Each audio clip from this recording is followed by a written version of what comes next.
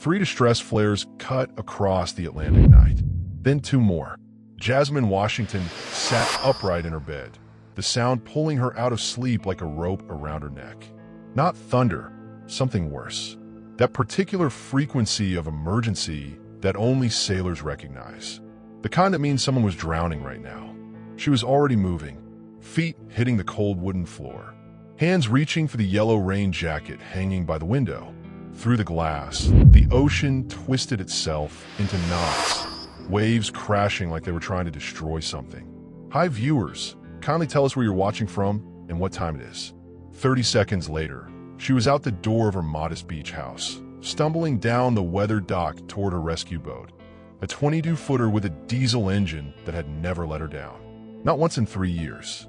The engine coughed to life, choking on saltwater spray and diesel fumes. Lightning split the sky in half, and for just a moment, her flashlight caught something in the distance. A yacht. Not just any yacht. A massive white hull with gold trim running along its edges. The kind of boat only certain people owned. The kind of boat that belonged to men who didn't follow rules that applied to everyone else. Her stomach dropped. The shape of it was unmistakable. The way the bow curved, the configuration of the deck rails. She'd seen the yacht once, 3 years ago, tied up at a private marina in Miami. She'd seen it the same day she'd decided to disappear. Jasmine's hands tightened on the wheel. The boat cut through the black water like a knife through silk. Wind screamed past her ears. Rain hammered against the windshield, blurring everything except that one terrible image getting bigger and bigger. The yacht wasn't just sinking. It was already half submerged, tilted at an angle that meant catastrophic damage. She could see jagged rips in the hull, holes that looked like they'd been put there on purpose. Not by waves, by bullets. Her chest tightened. As she got closer, the wreckage revealed itself. Shattered windows, twisted metal, the smell of diesel fuel mixing with something else, something acrid that made her eyes water. The deck was empty. Nobody running around, nobody calling for help, just silence and sinking. Jasmine cut the engine and threw an anchor, her hands moving on muscle memory. She grabbed the emergency rope, tied it around her waist, and didn't let herself think about what came next. The water was black, not just dark, actively black like it had swallowed the light and decided to keep it. She went in feet first. The cold hit her like a physical blow, like jumping into a freezer filled with broken glass. Her lungs seized. Every muscle contracted. She pushed through it, the way she trained to do 1,000 times before. One breath. Then she dove. The underwater world was chaos. Her flashlight caught shadows moving through the wreckage. Debris floating like tombstones. And then, through the fractured cabin window, a body. Not moving, not fighting, just there, slumped against the interior wall, half submerged in rising water that was now pouring in through a hole the size of a fist. Blood drifted around his head in pale clouds. His shirt was soaked, clinging to muscles covered in tattoos that she recognized. Symbols that meant things. Bad things. A silver dragon wrapped around his shoulder blade. A crown with a broken cross underneath it. Jasmine had seen those tattoos while lying next to him in the dark. She'd traced them with her fingers when she thought he was asleep. His name was Nikos Draconis, and he was supposed to be dead to her. The yacht tilted further. Metal groaned like something living and suffering. Water poured through the broken windows faster now. A pressure that was going to swallow the whole boat in minutes. Maybe less. Jasmine couldn't let that happen. Not to him. She pulled herself through the broken window frame, feeling glass slice across her palms. The pain was sharp and clean and focused her mind. She wrapped her arms around his chest, feeling the rise and fall of his breathing, shallow but there, and kicked hard toward the surface. His body was dead weight. Literally might become dead weight if she didn't move faster. The pressure of the water was immense, crushing down on everything, darkness closing in from all sides. Her lungs started burning. She'd been underwater for maybe 40 seconds. Could go another 30 if she didn't panic. She didn't panic. One arm wrapped around his waist, the other pulling them both toward the faint light above. The yacht's engine exploded below them. a muted boom that sent a shock wave through the water. The entire back half of the boat collapsed inward, metal imploding like a closing fist. Jasmine kicked harder. They broke the surface with a gasp that sounded like her lungs ripping open. She gulped air, tasted blood and salt and diesel. The rescue boat was maybe 20 feet away. She was exhausted and bleeding and holding up a man twice her weight. She swam anyway. Getting him into the boat was a lesson in leverage and desperation. She got one arm over the rail, used her legs to push him while pulling with everything she had left. He rolled into the deck, and she hauled herself up after him, falling onto the wet fiberglass like something the ocean had spat back. Above them, the yacht released one final groan and disappeared beneath the waves. Gone. Pulled down into the darkness like it had never existed at all. Jasmine lay there for 5 seconds, maybe 10. Her hands were bleeding. Her lungs felt like they were full of broken glass. The man beside her was bleeding from a wound on his temple, his breathing shallow and irregular, but definitely there. His eyes fluttered open for just a moment, unfocused, confused. Then he saw her face, and something changed in his expression. Recognition, disbelief, terror. His lips moved, forming a single word. Jasmine, and everything she'd built over 3 years of running collapsed like the yacht had collapsed, falling down into depths where nothing ever came back up. What would you do if the person you spent 3 years running from opened their eyes and looked straight at you? Drop a comment below, and don't forget to hit that like button, because this story is about to get so much worse. His body was heavy, dead weight with a heartbeat. Jasmine dragged Nikos across the deck, her muscles screaming, blood from the cuts on her palms mixing with seawater. She grabbed a rope and secured it around his chest, then wrapped her arms under his shoulders and pulled him toward the cabin. The yacht wreck had stopped sinking. Now it was just gone, a memory marked only by debris floating on the surface. The storm was pushing her boat further from shore, waves rolling underneath like something alive and hungry. She had maybe 10 minutes before they'd be too far out to make it back. Nikos coughed. Once, then again. He turned his head to the side and vomited seawater and blood onto the deck. His eyes were still closed, but at least he was breathing. At least his body was still fighting. Jasmine made a decision that would change everything. She didn't radio for help. Instead, she fired up the engine and turned the wheel toward home. The boat cut through the chaos of the Atlantic like she'd cut through everything else in her life, with a kind of determined anger that didn't leave room for doubt. The wound on her palms was deep. She could see white underneath the red, which meant either tendon or nerve damage. She didn't look too closely. The ride back took 18 minutes. 18 minutes of holding the wheel steady while a man she'd spent 3 years trying to forget lay bleeding on her deck. 18 minutes of not thinking about what she was about to do. 18 minutes of every rational part of her brain screaming that this was a mistake. She learned to ignore that voice a long time ago. Her house emerged from the darkness like something half remembered from a dream. Dark wood, weathered shingles, a collection of solar lights marking the dock. No neighbors for 2 miles in either direction. Completely isolated. Deliberately isolated. She cut the engine and pulled up to the dock, then did what she'd done countless times before with injured sailors and wrecked boats. She got a stretcher, secured his body, and maneuvered him onto the dock. Her house had a back entrance that led directly to the kitchen. She didn't take him through the front door where the photos hung. The children she'd taught to sail, the rescue dog that now started barking at the stranger bleeding on the tile floor, the evidence of a life that had nothing to do with men who ruled empires in the dark. She carried him to the bedroom instead. The guest room. The room that faced away from the water and the town. The room where nobody could see inside. Jasmine stripped his wet clothes and covered him with a blanket.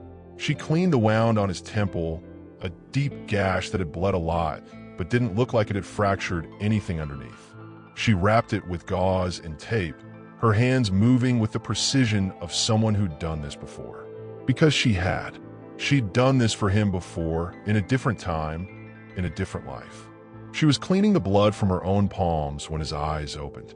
They were dark, very dark, The kind of eyes that had seen things most people never had to see. She remembered those eyes. She remembered how they'd made her feel safe and terrified at exactly the same time. "Don't move," she said quietly, without looking at him. His voice came out rough, like it was being dragged across gravel. "You saved me. I don't like watching people drown." Jasmine finished wrapping her own hands and finally looked at him. He was trying to sit up, his face twisting with pain. She pushed him back down gently but firmly. "Even people I'm supposed to hate." Nikos stared at her for a long moment. His eyes moved across her face like he was trying to memorize something he'd forgotten. "They betrayed me," he said finally. His voice was still rough, still struggling. "My own men. Someone inside the circle fed me to the wolves." Jasmine's jaw clenched. She turned away from him and moved to the window, pulling the curtains slightly to the side. Outside, the night was still chaos. The storm was moving inland now, taking its fury with it. She could hear the ocean in the distance, that constant roar that meant danger and freedom all at the same time.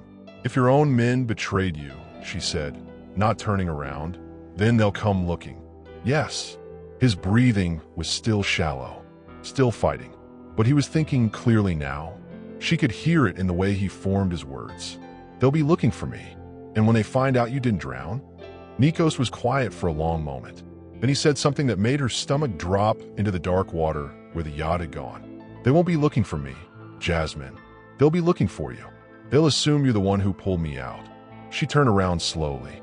His dark eyes were watching her with an intensity that hadn't changed in 3 years. That intensity was part of why she'd had to run. "What did you bring to my door?" she asked quietly. "Trouble," he said. "I brought trouble to your door."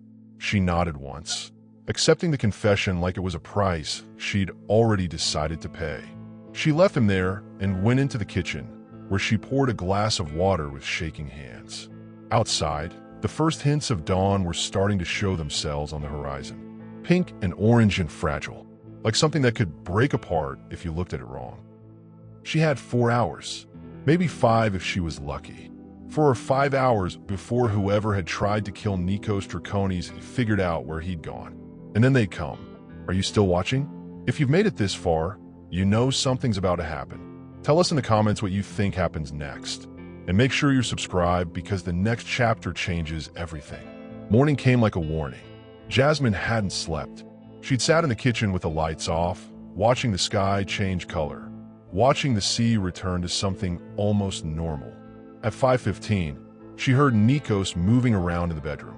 At 5:30, he appeared in the doorway, shirtless, holding the blanket around himself like it was the only thing keeping him together. "You need to lie back down," she said, not looking up from the window.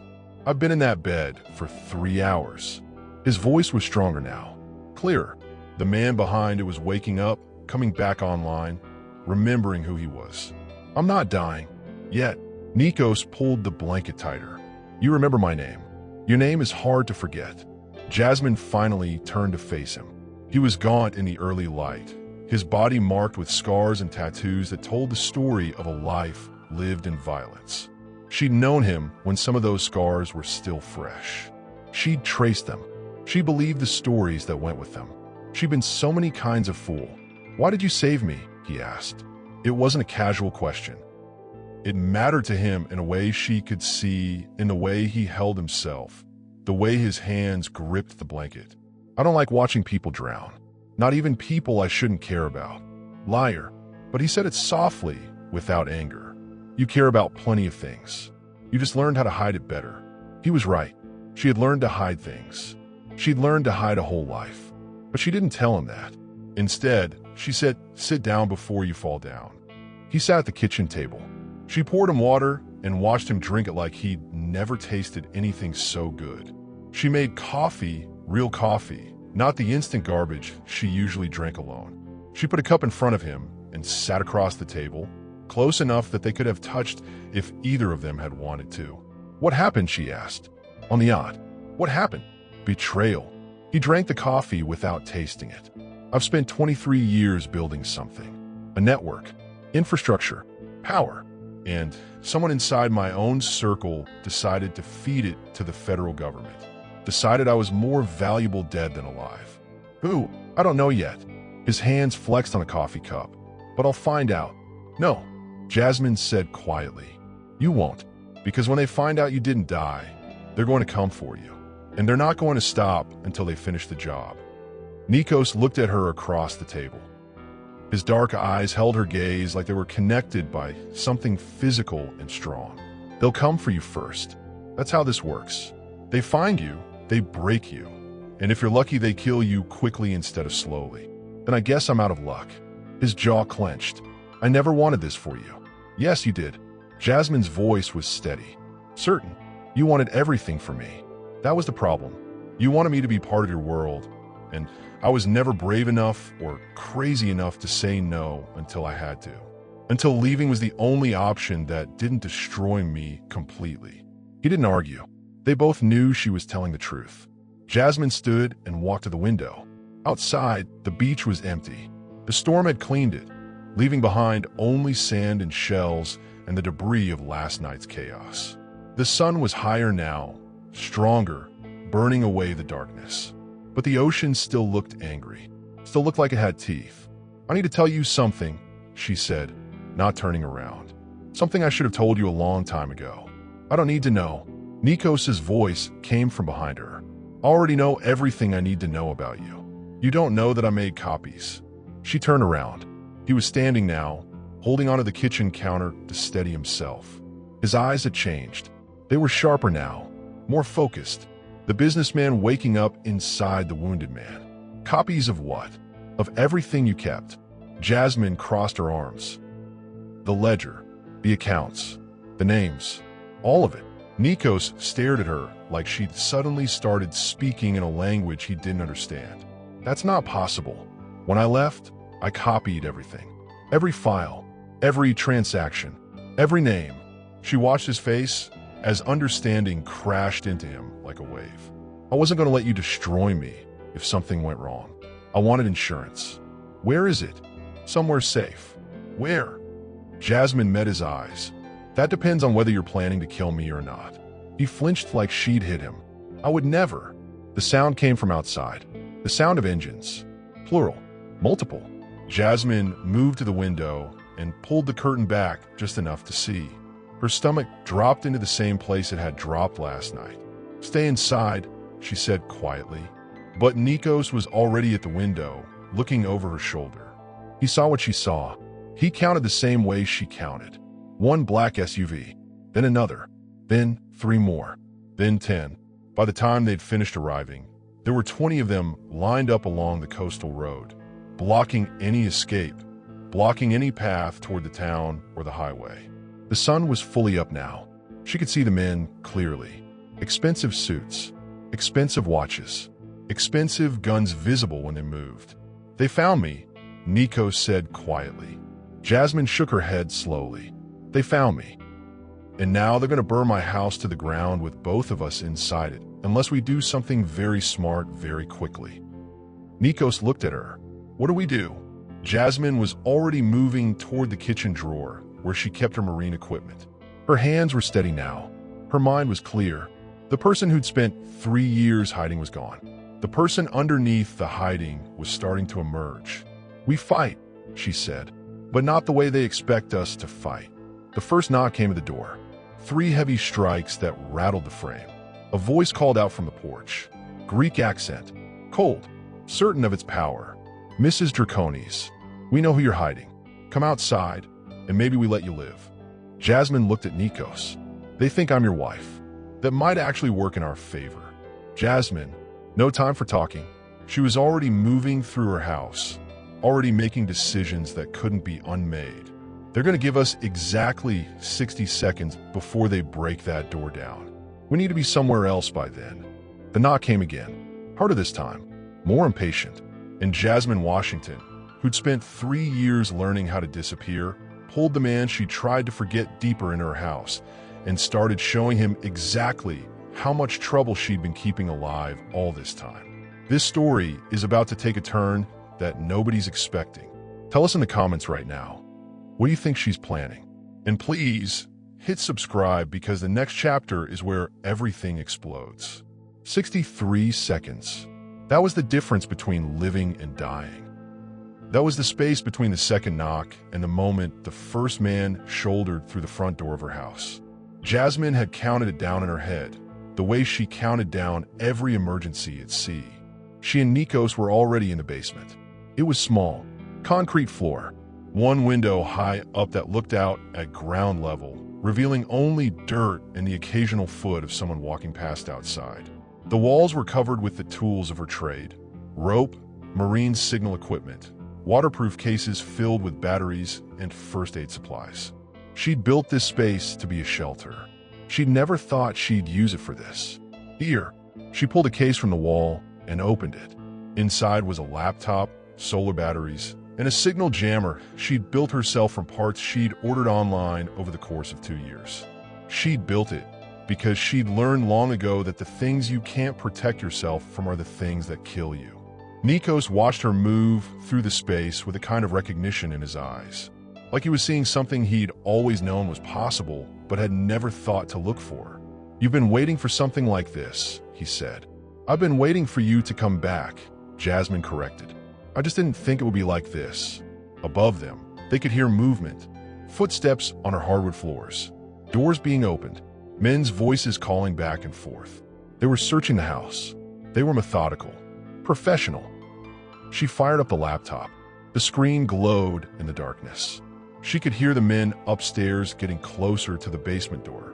She had maybe 2 minutes before they found it. "What are you doing?" Nikos asked. "Buying us time." She pulled up a file labeled Marine Diagnostics and started a program she'd written 3 months ago. It sent a signal out through the internet, a fake emergency signal that pinged from the cell tower on the far side of town. On every law enforcement computer in the area, an alarm started going off. Building fire, multiple callers, possible casualties. Upstairs, she heard one of the men's phones buzz, then another, then all of them at once. Confusion, shouting, orders being barked in Greek. Within 30 seconds, she heard the SUVs starting up, heard them pulling away. The emergency signal she'd sent was fake, but the response would be real. Cops would show up, fire trucks would show up, and when they did, these men wouldn't be able to explain what they were doing in her house. Nikos stared at her like she'd just performed a miracle. "How did you do that?" "I learned a lot when I left you." Jasmine shut the laptop down and disconnected the signal jammer. "I learned how to survive without needing anyone else." The basement door rattled, but nobody came through it. The sound of the last SUVs faded down the street. Then there was silence, a different kind of silence. The kind that comes after violence stops, but before you can be sure it's actually gone. Jasmine counted her heartbeats. 47, 48, 49.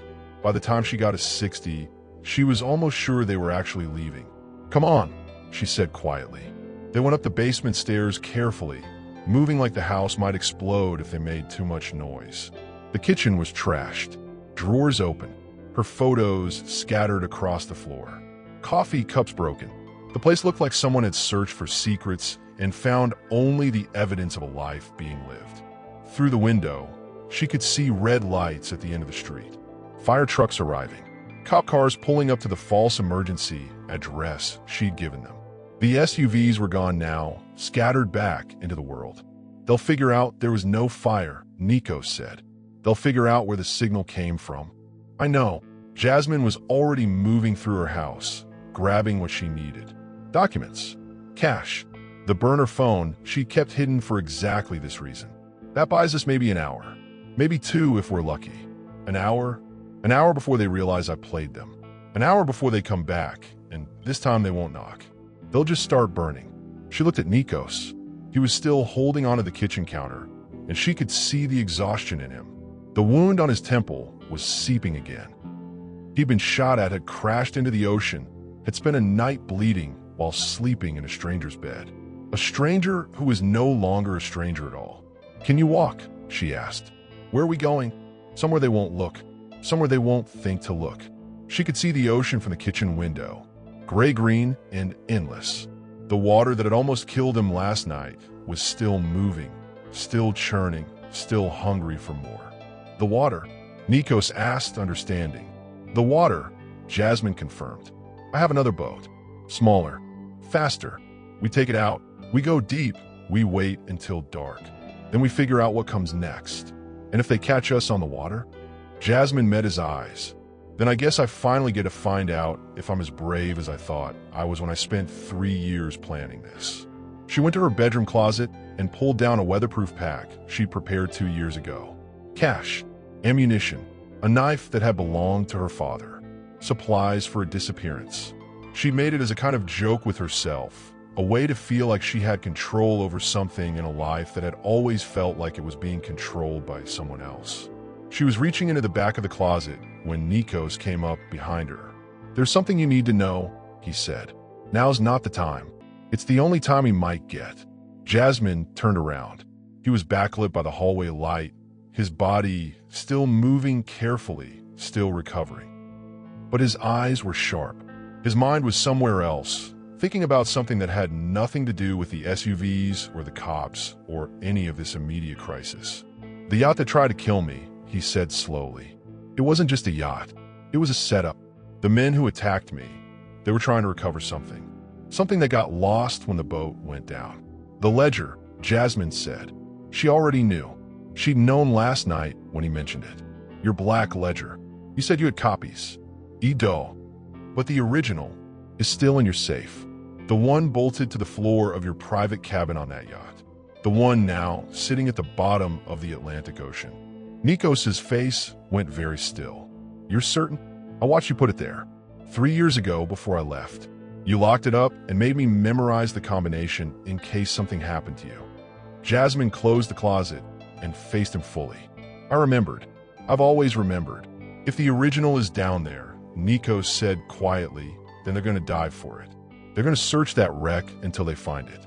They're going to get desperate and dangerous, and they're going to keep coming until they either get it or confirm that it doesn't exist.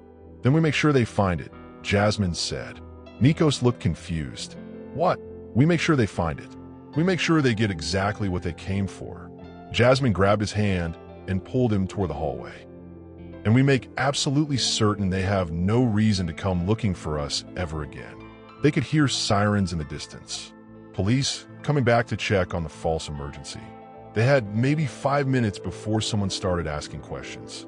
Jasmine grabbed her pack and pulled Nikos toward the back door. The ocean was waiting. The second boat was waiting. And in the water at the bottom of the Atlantic was the key to everything, the ledger that could burn down his entire empire. She was going to use it, but not the way he expected. If you made it this far, you already know this isn't a normal story. Drop a comment right now and tell us what you think is in that ledger and whether Jasmine's actually planning to save him or destroy him. Hit subscribe and turn on notifications because Chapter 5 is where the clock starts ticking. The second boat was anchored in a hidden cove 2 miles south of her house, tucked behind weathered rocks that looked like broken teeth. It was smaller than the rescue boat, a 16-footer with enough speed and stealth to stay off the radar.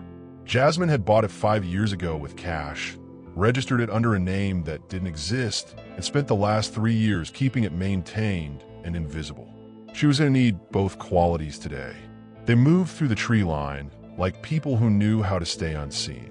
Nikos was moving better now, the exhaustion lifting from his face as his mind shifted back into survival mode. She could see it happening, the businessman disappearing and the predator underneath coming back online. It was something she'd learned to recognize in their first month together. The way he could turn violence on and off like a light switch. That's how she'd known she had to leave. They reached the water just as the first cop car pulled up to her house 2 miles away.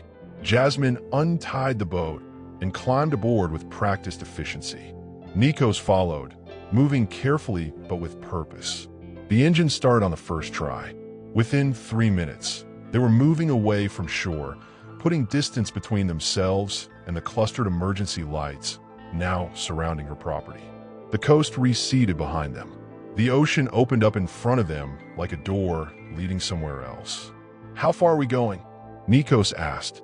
He was sitting on the bench seat, watching the land disappear. "Far enough that they can't follow us by sight. The boat's not registered to anyone. No transponder. No way for them to track us through technology." Jasmine kept her eyes on the water, reading it the way other people read books. We go out, we wait, we come back when it's dark and nobody can see us. And then you're going to tell me everything. Every name in that ledger. Every transaction. Every secret you kept that's important enough to kill for. Nikos turned to look at her. Why? Because it's the only currency that matters. Information. Power. Control. Jasmine's hands were steady on the wheel. Her voice was calm and certain. You taught me that. You might have thought you were teaching me how to love you, but what you were actually teaching me was how to survive in a world where men like you hold all the cards. I never wanted you in that world. I know. Jasmine turned to face him for just a moment. That's the only reason I'm still willing to help you, instead of calling the police and letting them sort out the rest. A wave hit the boat, and she turned her attention back to the water. The Atlantic was choppy today, restless. The storm from last night had stirred it up and left behind this mess of conflicting currents and dangerous swells. Perfect for staying hidden. Perfect for disappearing. There's a wreck location, she said, not looking at him. I've been diving in that area for 2 years, studying the yacht wreck, learning its patterns, understanding where the safe was positioned when it went down. I even installed a camera there 2 weeks ago, just in case. Nikos's voice was very quiet. You were planning this. I was planning for contingencies. There's a difference. Jasmine pushed the throttle forward slightly, increasing their speed. I never thought you'd actually show up and nearly die on my doorstep. But I've been ready for something for a very long time. What happens if we can't get the ledger? Then we make them think it's gone forever. We create a narrative that keeps them satisfied. We feed them a story where they won. You can't feed men like them. They're not satisfied with stories. They're only satisfied with bodies. Jasmine felt something cold move through her chest. She knew he was right. She'd known it for 3 years. That's why she'd left. That's why she'd spent all this time alone, building systems and contingencies and ways to protect herself from a world that had shown her exactly what it was capable of doing. Then I guess we make sure they get satisfied before they get desperate, she said. They rode in silence after that. Just the sound of the engine and the water and the wind. The shore disappeared into haze behind them. Ahead was nothing but open ocean and horizon. She checked her phone, already disconnected from the network, already operating on its own encrypted channel. No location data being sent anywhere. No way to track them. Behind them, the police would be searching her house. They'd find signs of struggle. They'd find blood that didn't match anyone they had on file. They'd eventually connect it to the false emergency and understand that someone had deliberately sent them away to clear a path for something else. Nikos was watching her with an intensity that made her skin feel too tight. When did you become like this? The day you told me you could never let me go, that I was too valuable to the business, that I knew too much to ever be allowed to walk away. Jasmine's hands gripped the wheel harder. That's when I decided to teach myself how to be dangerous. I never said, you didn't have to. She cut him off. You showed me. Every time you made a phone call and the men around me tensed up, every time someone looked at me like I was a threat instead of a woman. Every time I realized that being with you meant I could never actually be safe anywhere. The water was deeper now, colder, the kind of deep where things go to die and stay dead.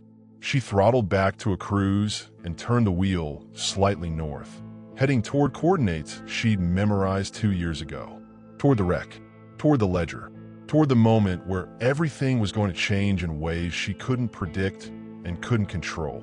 There are men looking for us, Nikos said quietly. Right now, at this moment, they're not going to stop looking. I know, they're going to escalate. They're going to hurt people who know us. They're going to hurt people we care about. I know that too. And you're still going to do this? Jasmine looked at him across the small boat. The sun was higher now.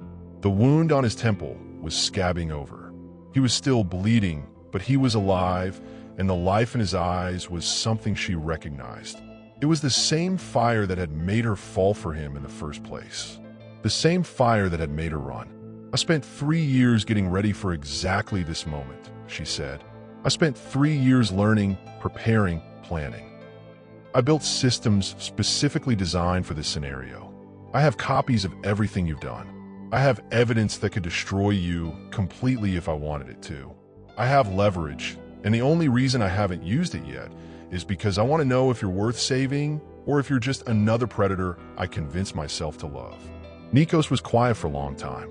The boat moved through the water smoothly, cutting toward coordinates that existed only in Jasmine's memory and on a piece of paper she'd memorized and burned 3 years ago. "Are you planning to save me or destroy me?" he finally asked. "I haven't decided yet." She turned back to the wheel and pushed the throttle a little harder. The boat picked up speed. The coast was gone now. There was nothing behind them but water and the remnants of a life that had tried to kill them both. In front of them, the wreck was waiting. The safe was waiting. The ledger was waiting. And in exactly 4 hours, when the sun started to move toward the horizon, everything was going to change. You're watching a story where a woman literally chose chaos over safety, and a man who ruled an empire is at her mercy on a boat in the middle of the Atlantic. Tell us right now in the comments. Do you think she's going to save him or destroy him? And please, if this story has you on the edge of your seat, subscribe and turn on notifications, because what happens next is going to blow your mind. The wreck appeared on the sonar at 2:47 in the afternoon. A dark shadow moving across the screen, 130 feet below the surface. The yacht had settled into a position that was almost perfect, tilted slightly, nose down, stern exposed. She could see the rough outline of the safe room on the display. She'd studied the dimensions so many times that she could have drawn them from memory. "How do we get it?" Nikos asked. Jasmine didn't answer immediately. She was checking the equipment spread across the boat's interior. Dive tanks, regulators, underwater lights, a heavy waterproof safe they'd salvaged from a maritime salvage yard 6 months ago. Everything she'd purchased under fake names and hidden in storage units that nobody connected to her. Everything she'd been preparing for, whether she admitted it to herself or not. "We go down," she finally said. "1 tank, 40 minutes max. We get to your safe, we extract the ledger, we surface. And then we make sure every federal agency, every news outlet, and every law enforcement organization from here to Greece receives a copy within the hour." Nikos's face went rigid. "You're going to expose everything." "I'm going to expose you," Jasmine corrected. She was pulling on her wetsuit now, moving with the efficiency of someone who'd prepared for this. "Every corrupt politician you paid, every judge you owned, every law enforcement officer you turned, every shipment, every transaction, every name.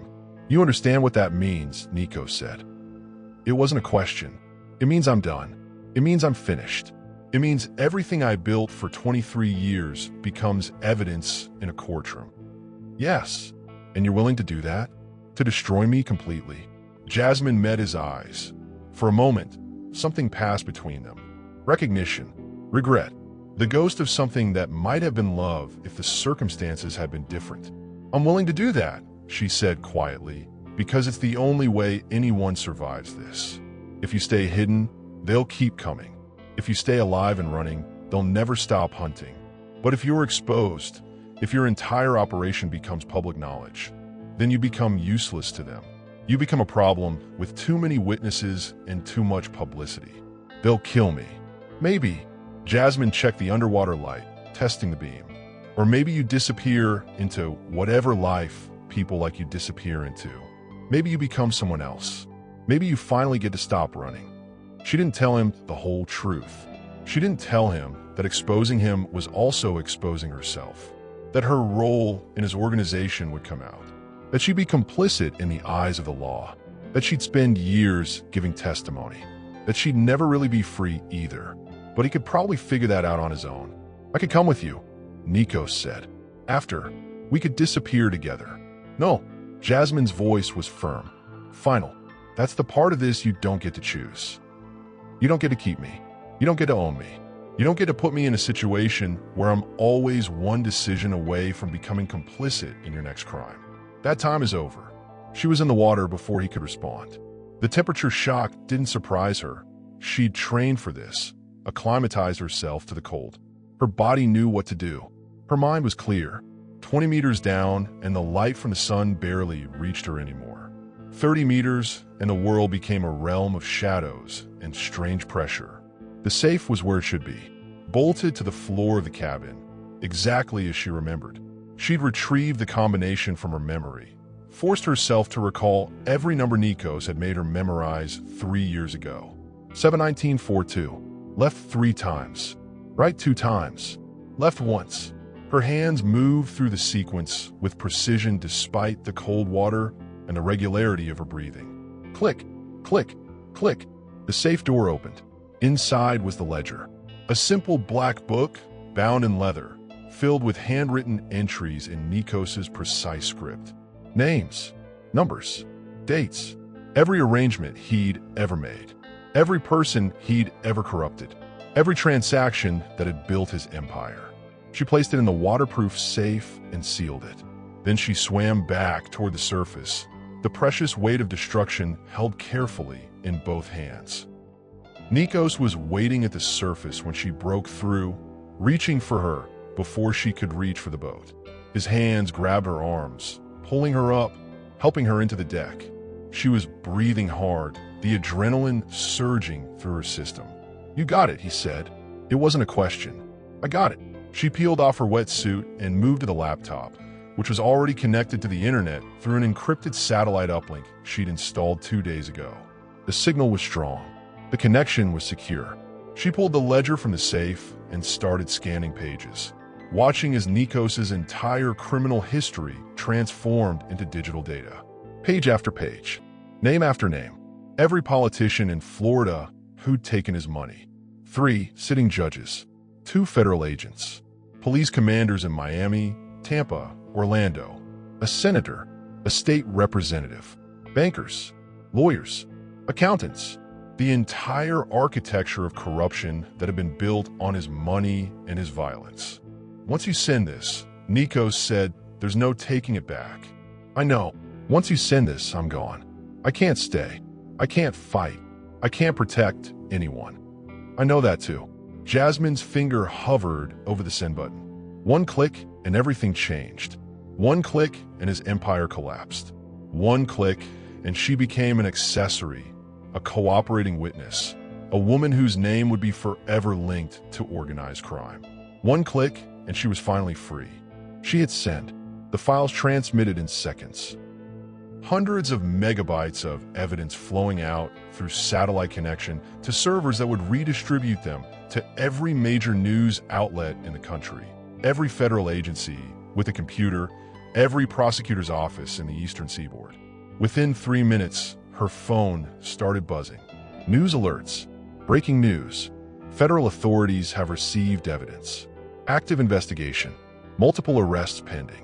Nikos stood at the rail of the boat, watching the sun start its descent toward the horizon.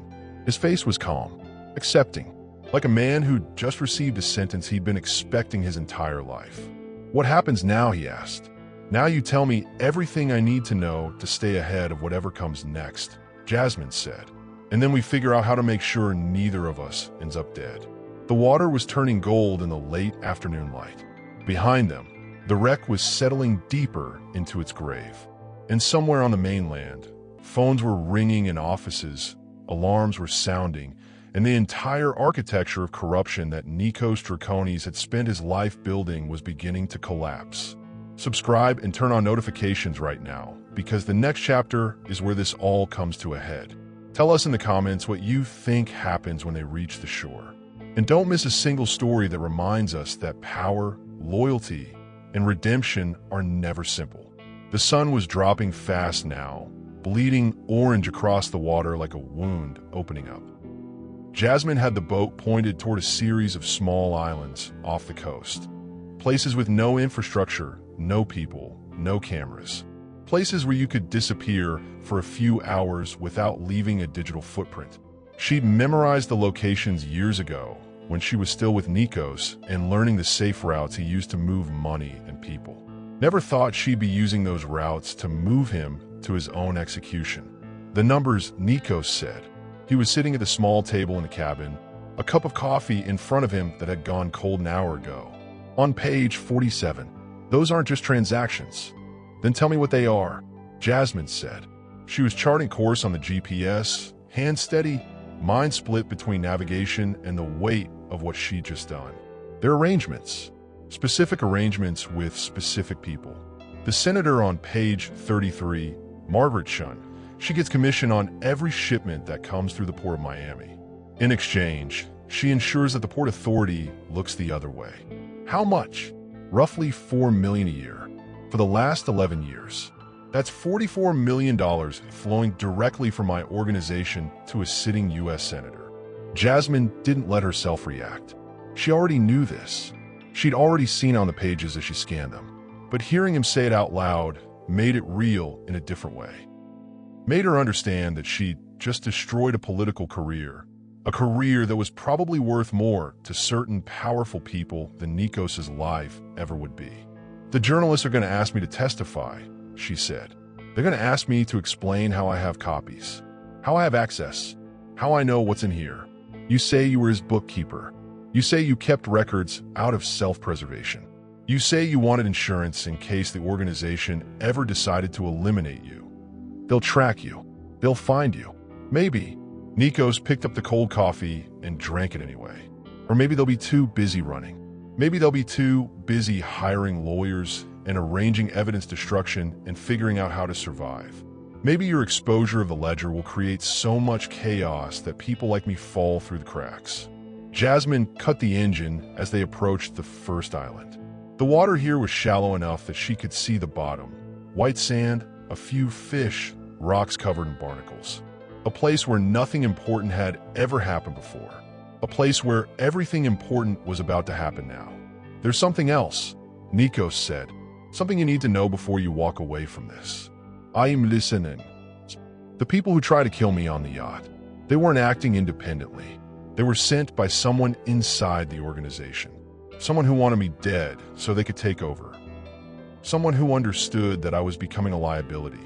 Who? My brother, Dmitri. He's in New York right now, running operations up the eastern seaboard. He orchestrated the yacht attack. He paid the men. He set the whole thing up to look like a maritime accident. Jasmine turned to face him. Why would he do that? Because I was planning to retire, Nikos said quietly. I was planning to step away.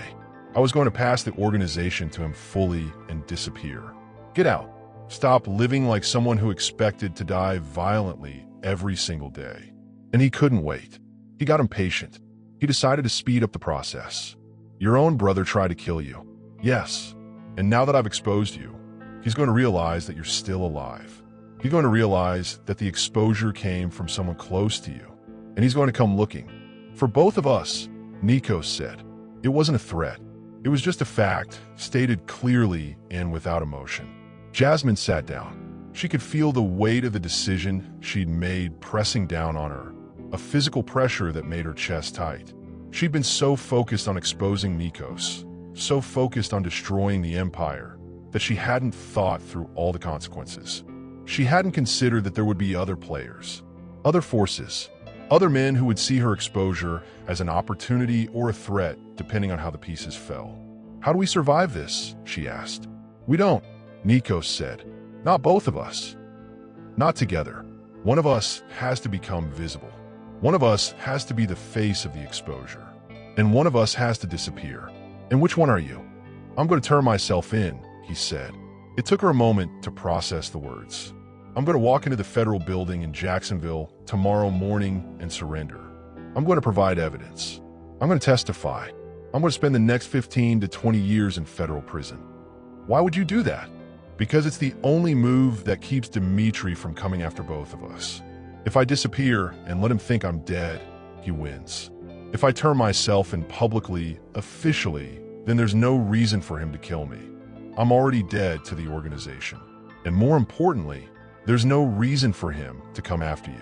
You become just a witness. You become protected. Jasmine understood what he was doing. She understood the calculation he was making. She understood that it was probably the most honest thing he'd ever done with her. I don't deserve this, she said. No, Nikos agreed. You don't. But I'm doing it anyway. The islands were silent around them. Just the sound of water lapping against the hull and the wind moving through the palm trees on the shore. Jasmine could see lights starting to appear on the horizon. The Jacksonville skyline beginning to emerge from the darkness. Civilization, law and order, Places where men like Nikos went to surrender and women like her went to start over. "How do we get you there without them finding you first?" she asked. "We move fast. We move smart. We use the boat to get up the coast. We find a neutral location. We arrange for legal representation. We do this the right way." "The right way?" Jasmine repeated. "You're talking about doing something the right way." A man who spent 23 years breaking every law that exists is talking about doing something the right way. "People can change," Nikos said.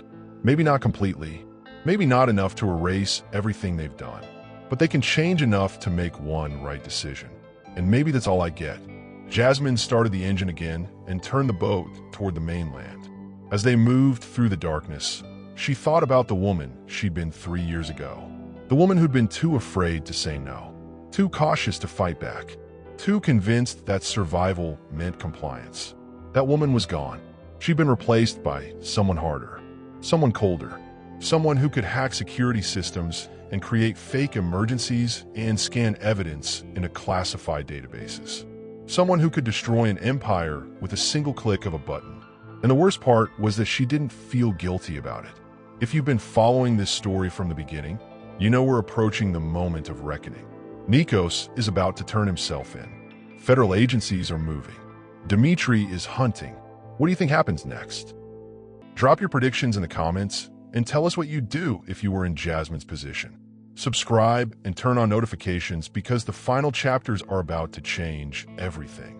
The federal building in Jacksonville stood like a monument to law and order, all glass and steel and reflecting pools that mirrored the sky.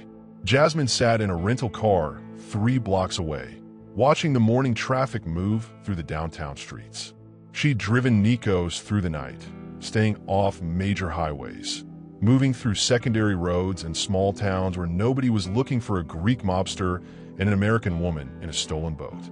He was clean now. She'd taken him to a motel outside of Valdosta, Georgia. He'd showered. She'd bought him new clothes, nothing expensive, nothing that would draw attention. He looked like any other tired man moving through the world. The tattoos were covered, the scars hidden, the violence that defined him internalized. At 7:37 in the morning, he got out of the rental car and started walking toward the federal building. "You're sure about this?" Jasmine asked one final time. "No," he said. "I'm not sure. I'm just willing." She watched him move through the downtown morning. Businessmen in suits, women with coffee cups, the regular rhythm of a city starting its day. He walked like he was moving through a dream, like none of this was quite real. He was probably thinking about prison, about the years stretching ahead, about what justice actually meant when you'd spent most of your life destroying it. She watched him climb the steps to the federal building. She watched him disappear through the glass doors. And then she started the engine and drove away. She didn't watch the arrest. She didn't watch the agents emerge from inside to take him into custody. She didn't watch him get escorted to a holding cell pending his initial appearance. She just drove, heading east toward the Atlantic, toward the small town she'd hidden herself in for the past 3 years. Her phone started ringing within minutes. Unknown numbers, news outlets, federal agents, people who suddenly wanted to talk to Jasmine Washington about her connection to Nikos Draconis. She didn't answer. She pulled the SIM card from the phone and threw it out the window. The phone itself went into a river 20 miles outside of Jacksonville. By noon, every major news outlet was running the story. Greek Mafia boss surrenders. Corruption network exposed. Federal government launches sweeping investigation. She watched the headlines scroll across a television in a gas station bathroom while she refilled her tank. She saw her own name mentioned once, in passing, as a potential cooperating witness. She didn't stay to see more. The safe house was in a town called Fernandina Beach, a quiet place with narrow streets and historic buildings, and the kind of anonymity that came from not being important enough to matter. She'd rented it 6 months ago using a lawyer's name and cash payments. She'd stocked it with supplies. She'd arranged for food deliveries under a fake name. It was designed to be completely invisible.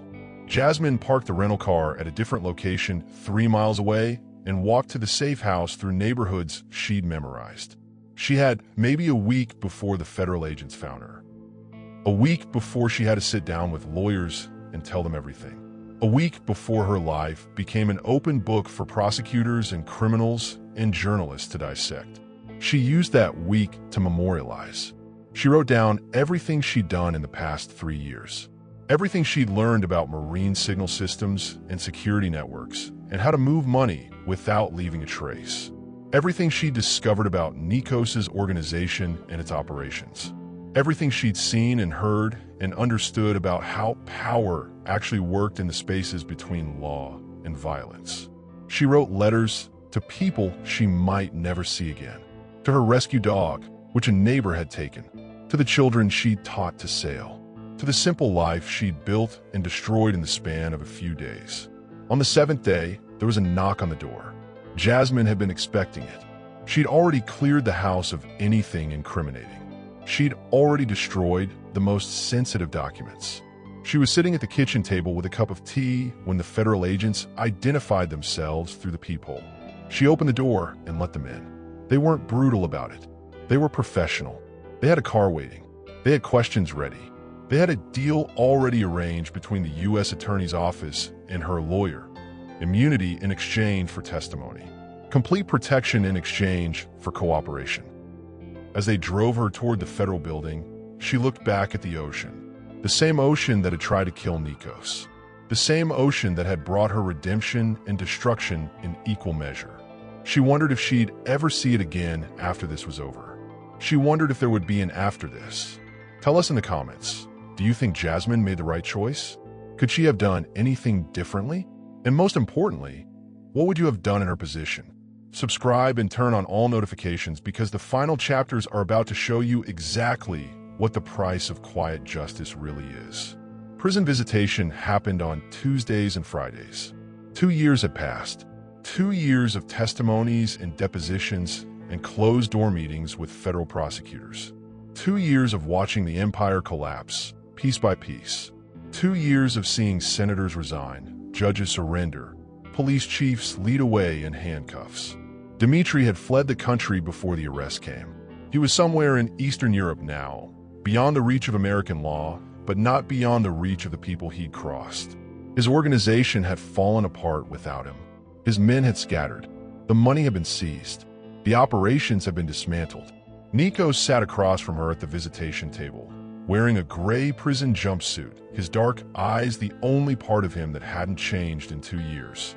The rest of him had aged somehow, not physically. He looked healthier, actually, the constant tension gone. But his spirit had changed. Something in him had settled into acceptance. You didn't have to come, he said. It was what he always said on every visit. I know, Jasmine replied. It was what she always said back. They looked at each other across the metal table, separated by rules and law and time and the weight of what they'd done to each other. She'd moved to Jacksonville permanently. She'd gotten a job working with maritime safety organizations. She'd slowly reconstructed a life that bore no resemblance to the woman she'd been before any of this happened. Dmitry's dead, Nikos said quietly. Jasmine didn't respond immediately. She already knew. She'd heard about it through the grapevine of federal agents and prosecutors who'd kept her updated on the organization's dissolution. Dmitry had been found in a nightclub in Sofia, Bulgaria. Shot twice in the chest. Made it look like a robbery gone wrong, but everyone knew better. Who, she asked. Does it matter? Yes, she said. It matters because it means someone's still interested in settling scores. It means the organization's still functional, even if it's fractured. It means this isn't really over. Nikos leaned forward slightly. It's over for us. We did what we came here to do. I came here to destroy you. I know. And you did. He smiled then, and it was genuine. Not a predator's smile. Not a businessman's calculation. Just a man accepting the consequences of his choices. You were very good at it. Very thorough. Very final. I destroyed myself too, Jasmine said. I'm just as culpable. I'm just as guilty. No, Nikos said. You survived. That's different. A guard called time. Visitation was over. Nikos stood to leave, and Jasmine watched him walk back toward the secured sections of the facility. She stayed at the table for a few more minutes, watching the space where he'd been sit empty. She was leaving Jacksonville the next day. moving to a town in Maine where the ocean ran cold and gray and nobody asked questions about your past. She'd been offered a position with a maritime safety nonprofit, a new life, a fresh start. As she drove away from the prison, she thought about the woman she'd been 3 years ago. The woman who'd been so convinced that rescue was possible. The woman who'd saved a drowning man and thought it meant something. She understood now that it had meant something, but not what she'd thought at the time. It had meant that she'd chosen action over safety, that she'd chosen truth over comfort, that she'd chosen the hard path of justice, even knowing what it would cost her. She didn't know if that made her a hero or just a woman who'd learned how to fight. But as she drove toward the coast and the new life waiting for her, she decided that maybe there wasn't a difference. Maybe the people who change things are just the ones willing to pay the price for it. The Atlantic Ocean was waiting. The future was waiting. And Jasmine Washington was finally completely free.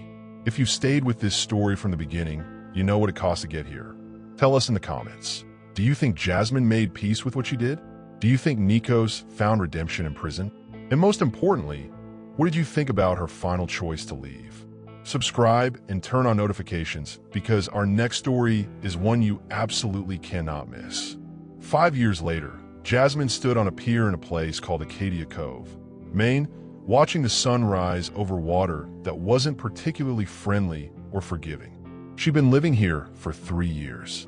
She'd built a small marine rescue operation that focused on unseen communities, people nobody paid attention to, in places nobody important visited. She'd found something close to peace in the work, in the routine, in the simplicity of helping people without expecting anything in return. Her phone buzzed with a notification. News alert. Nikos Draconis released, after serving 4 years of 7-year sentence. Court cites exemplary behavior and full cooperation with prosecutors. She read it twice, then put the phone away. She wasn't surprised. She'd known the federal government had been considering early release. She'd known his lawyer had been petitioning the court for the past year. She'd even received a letter asking her whether she objected to his release. She'd written back, simply stating that she had no objection. What she hadn't expected was the package that arrived at her office the following week. It was small, sealed, addressed in handwriting she recognized from 1,000 conversations.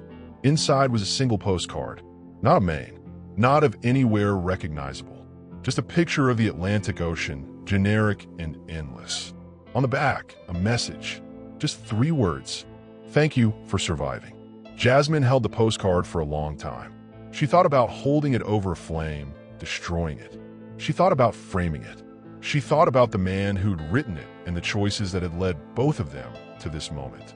Instead, she walked out to the end of the pier and tossed it into the water. The postcard landed on the surface, sat there for a moment, then was pulled under by the current. Gone. Let be gone. Let everything be gone. That evening, she received a call from a journalist working on a book about organized crime in the Southeast. The journalist asked if she'd be willing to give an interview to tell her story.